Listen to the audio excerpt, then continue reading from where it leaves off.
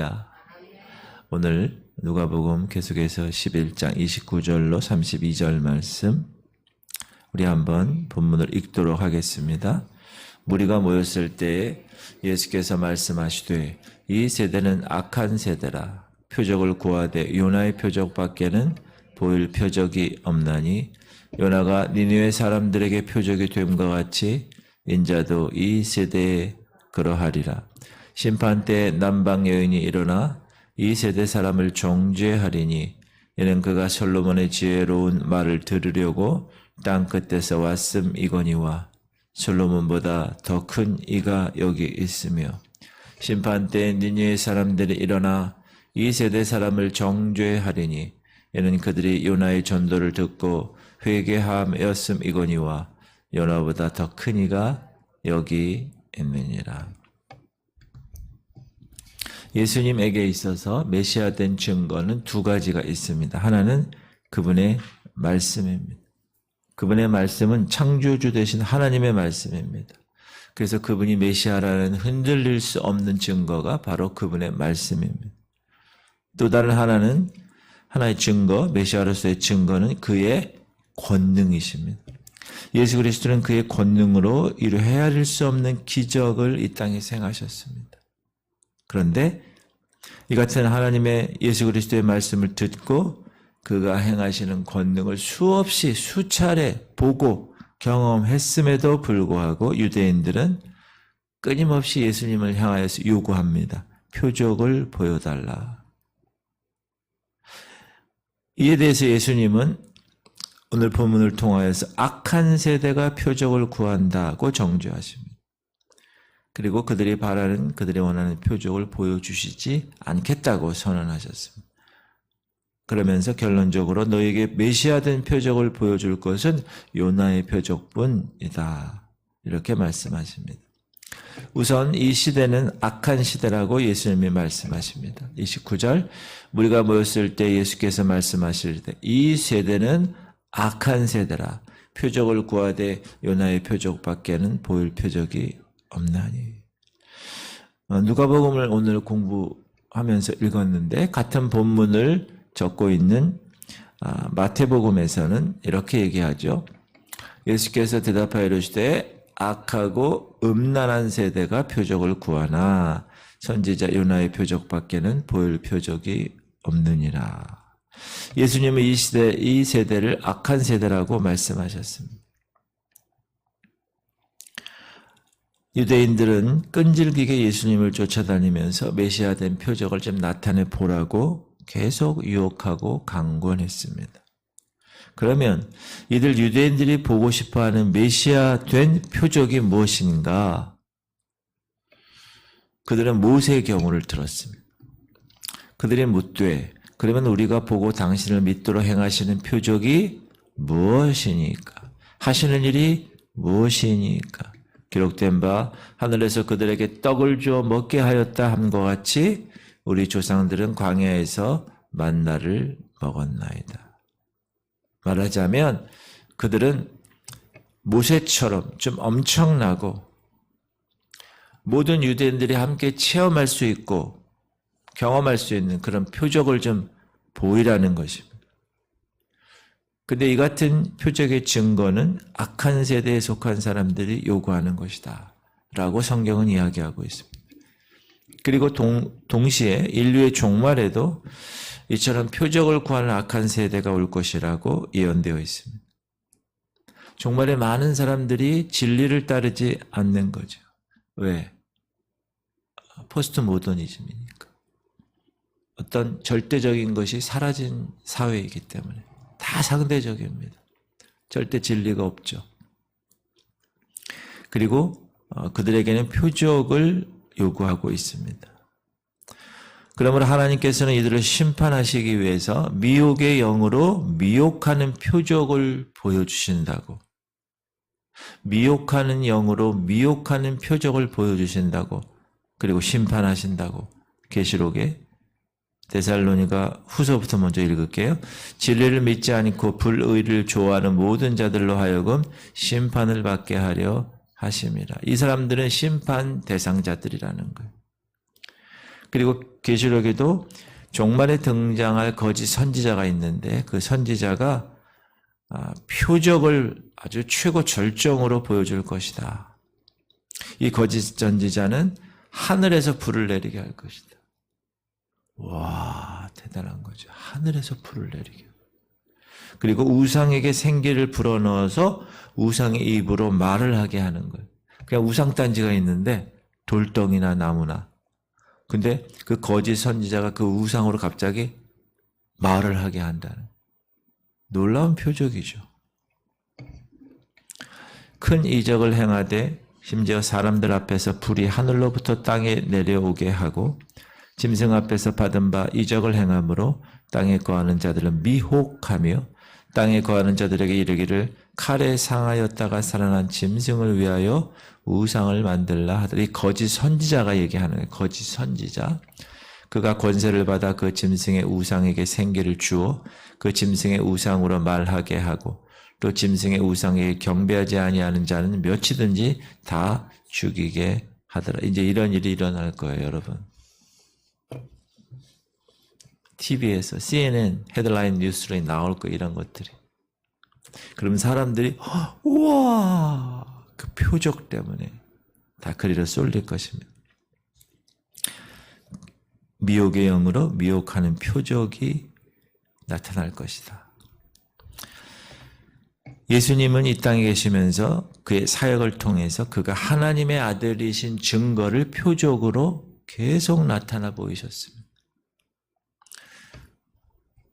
예수님이 메시아로서의 확증적인 증거가 여러 가지가 있는데 그 중에 하나가 요한, 세례 요한의 증거입니다.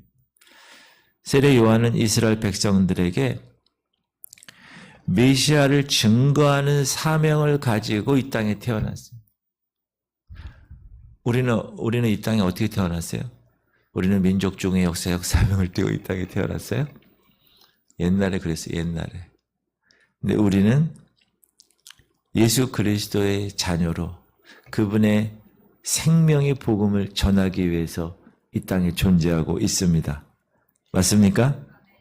세례 요한은 그랬다는 거예요.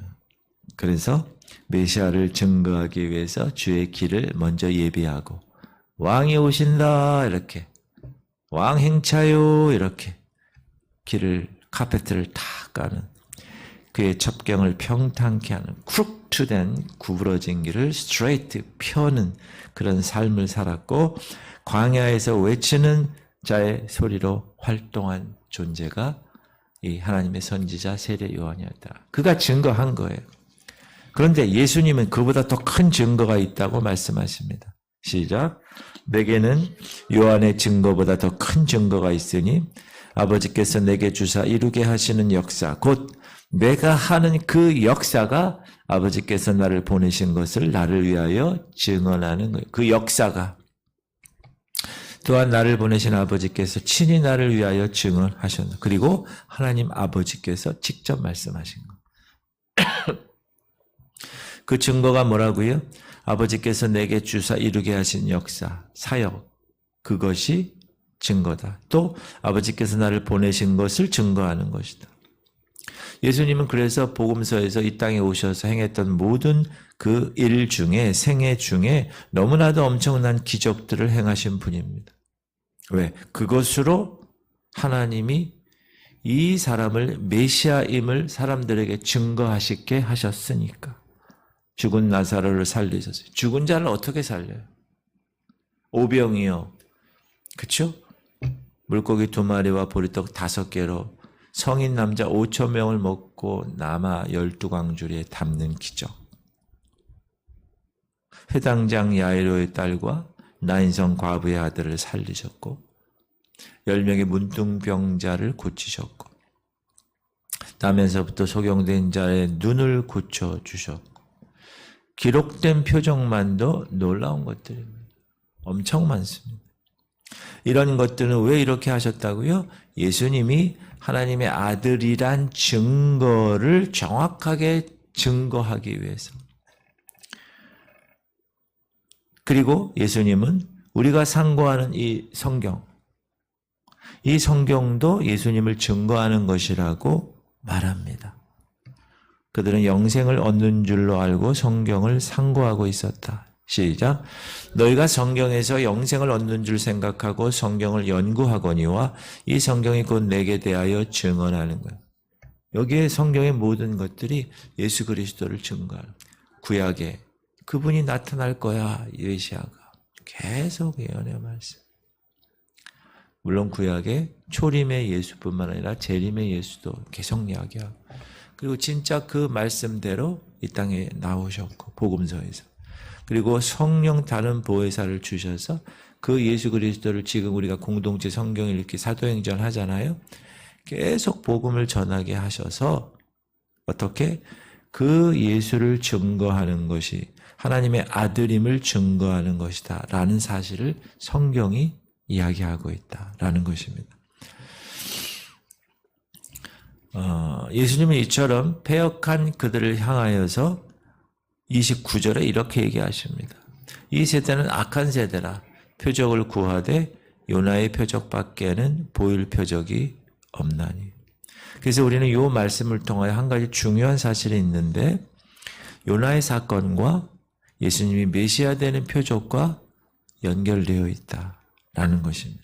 우리가 잘 아는 요나는 하나님의 선지자죠. 하나님으로부터 어디 가서 하나님 말씀을 선포하라고 그랬죠? 니느웨 성에 가서. 그런데 순종하지 않았습니다.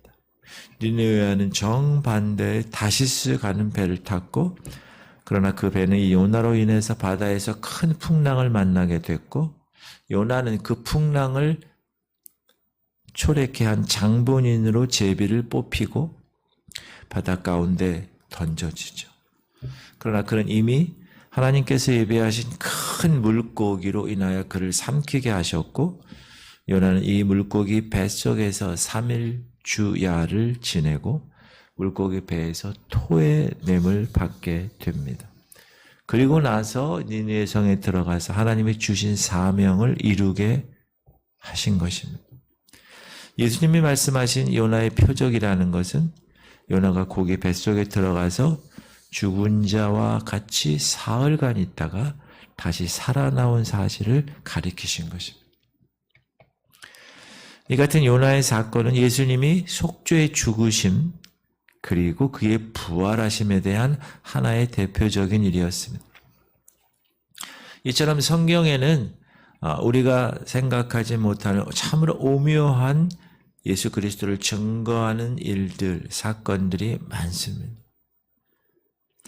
왜냐하면 전능하신 하나님께서 예수 그리스도에게 맞춰준 거예요. 포커스를 맞춘 거예요. 모든 것을, 모든 사건, 모든 징조, 모든 표적, 이게 하나님이 다 그렇게 예수 그리스도에게 맞춰주도록 계획하시고 예수 그리스도에게 맞춰주도록 간섭하셨기 때문에 그렇습니다. 그래서 요나가 당한 사건도 그리스도의 죽으심과 3일 동안의 부활하심에 대한, 그렇죠? 그 증거를 보여주고 있다. 그러므로 복음이란 다른 게 아니고 그리스도의 죽으심과 누구를 위해서? 우리의 죄 문제를 위해서, 우리를 위해서 그의 부활 사건이고, 그 사건을 믿는 것이 예수 그리스도를 믿는 것이고, 이것이 영생을 얻을 수 있는 유일한 하나님의 방법이다. 제가 이번 주일날 이제 이 주제를 가지고 말씀을 드릴 거예요. 아주 중요한 말씀이죠. 여러분이 전도 대상자를 이제 정하시고 그들에게 주일날 제가 선포할 그 말씀을 그대로 얘기하면 됩니다. 기독교가 무엇인지, 왜 유일한 길이, 방법이 예수 그리스도만인지, 그걸 이제 말씀드릴 텐데, 예수님은 이처럼 표적 구하기를 좋아하고 불신적인 악한 세대에 대하여 정죄하시고, 그러면서 심판 때에 남방 여인이 이 시대를 정죄하고 니느웨 사람들이 이 시대를 정죄할 거라고 마셨습니다. 아까 읽었죠? 심판 때에 남방 여왕이 일어나 이 세대 사람을 정죄하리니 이는 그가 솔로몬의 지혜로운 말을 들으려고 땅끝에서 왔음이거니와 솔로몬보다 더 큰 이가 여기 있으니 심판 때에 니느웨 사람들이 일어나 이 세대 사람을 정죄하리니 이는 그들이 요나의 전도를 듣고 회개하였음이거니와 요나보다 더 큰 이가 여기 있느니라. 남방여왕, 여러분 남방여왕은 솔로몬 왕의 지혜로운 말을 듣기 위해서 저 남방의 땅끝 먼 곳으로부터 예루살렘을 찾아온 사람입니다. 이 사람은 지혜로운 하나님의 말씀을 듣기를 사모한 사람이었어요. 그러나 그 말씀을 거역한 세대가 있다. 그 세대는 마땅히 남방 여왕에 의해서 정죄받아야 할 것이다. 이 뜻이죠. 니느웨 사람들도 마찬가지입니다. 그들은 요나의 전도를 듣고 회개함으로써 하늘에서 내릴 불의 심판에서 건짐을 받았어요. 하나님의 선지자 요나의 이 말을 듣고 회개해서 구원받은 이방인이 있거늘 하물며 요나보다 더 큰 하나님의 아들이 지금 진리를 전파하고 하늘의 메시지를 전하는데 그걸 거역한다면 하나님의 백성이라고 자처하는 너희들 이 패역한 무리들은 마땅히 그 당시 니느웨 사람들에 의해서 심판날에 정죄를 당할 것이 아니겠느냐 라고 이야기하시는 것. 예수님을 어떻게 솔로몬이나 요나 같은 그런 사람, 그런 왕이나 선지자와 비교할 수 있을까요? 비교할 존재가 아니죠. 그분은 이 땅을 창조하신 분이, 그렇죠? 높고 높으신 분이신데, 그런데 그분의 말씀을 거역했다. 그 복음을 거역했다. 그 권능의 증거들을 계속 보였음에도 불구하고 믿지 않고 거역했다. 그리고 얘기하기를 다른 표적을 좀 보여달라고 이야기하는 그들이야말로 하나님의 심판을 피할 수 없는 패역한 무리라고 정죄하신 것입니다. 사랑하는 성도님들, 지금 우리는 동일하게 패역하기 이를 데 없는 악한 세대에 살아가고 있습니다. 지금 기독교는요, 사람들에게 회자되지도 않아, 이제는요. 악한 세대 사람들이 구하는 표적, 증거 찾고, 그래서 주님의 은혜와 사랑을 받을 수는 없습니다. 하나님의 아들의 영생의 이 말씀을 뒤로 던지고 표적이나 따르고 이적이나 쫓아다니는 믿음, 그런 믿음을 오늘 하나님은 패역한 세대의 믿음이라고 이야기합니다. 그러므로 우리는 이 세대 사람이 구하는 표적을 구하는 것보다 말씀의 표적, 그것을 굳게 잡고 소망으로 전진하는 성도들이 되어야 할 것입니다. 표적을 구하다 보면 이 업앤다운이 심해요. 아우 좋았다 확. 그러나 말씀은 그렇지 않아요. 정확하게 흔들리지 아니하고. 그래서 공동체 성경 읽기를 우리가 계속 하는 거고, 제가 공예배 계속 나오라고 말씀하는 이유, 큐티하라는 말씀이 바로 이런 이유에 있어입니다. 하나님께서 여러분을 말씀의 손아귀에 붙들고 주님 오시는 그날까지 끝까지 인도하실 줄 믿고 그런 주인공들 되시기를 주의 이름으로 축복합니다. 기도 제목, 주님